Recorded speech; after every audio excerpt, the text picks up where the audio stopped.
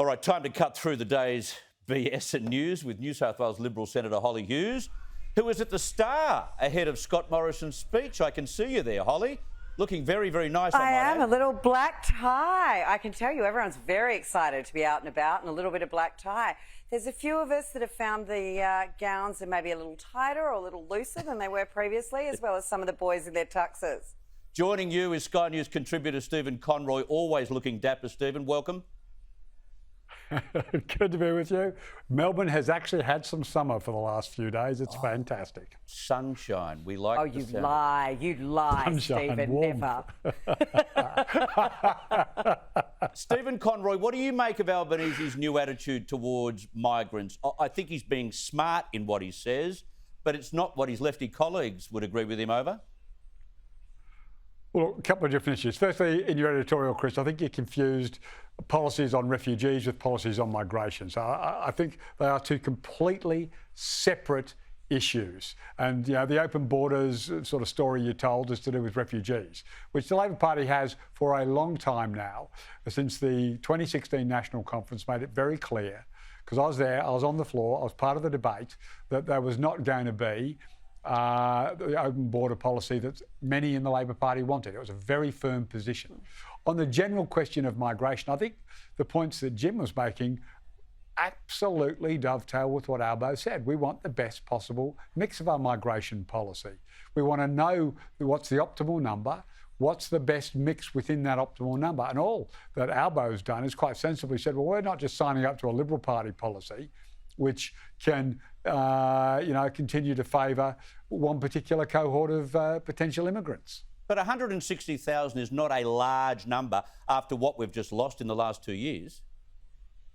Smithy, can I just say, Albo's got to get there and talk to some of the businesses on the ground. Let me just hear what Stephen says about the number, 160,000. Well, 160,000 is the number that it was at before the COVID came along and closed us down for the last 2 years. So I don't think it's right to say that, well, it's immigration that has to sort of deal with all of the mayhem and contraction in the economy. I mean, what we need the government to do is actually have an agenda that's more than just about pork barreling the number of car parks you can squeeze into marginal seats. How about a bit of national infrastructure? Finish off the NBN, do it right this time. How about you build a fast rail that services, Sydney, Canberra, Melbourne, Brisbane? I mean, there's a range of projects that actually be what we call nation building, rather than just, pork barreling car parks. Now, I agree with what you're saying about the big ticket numbers. Hollie, your reaction to all of this? Look, I've been down on the South Coast this weekend. Albo obviously needs to get out and talk to some small business owners. I was with three motel and restaurant owners down on the South Coast. They're coming into their busiest period. They are literally looking that they can run one service a day. They can do lunch or they can do dinner. They cannot do both because they cannot get the staff. We need to make sure that we are boosting these migration levels, that we're getting these people back into the country. And, we've done more to ensure that there are more and more apprentices going into the market in all of these trades and across the board. But when it comes to hospitality and some of these other industries, it's so many of those backpackers, it's so many of those tourists that come in that want to work for a period of time that fill those voids and do the work that, quite frankly, a lot of Australians won't do. It's a beautiful part of the world down in the South Coast, but you can live pretty nicely down there without having to work on the job seeker payment. We need to get workers down there. It's not a matter of Australians missing out on jobs. Any Australian who wants a job, there is a million of them around the place that they can go and get.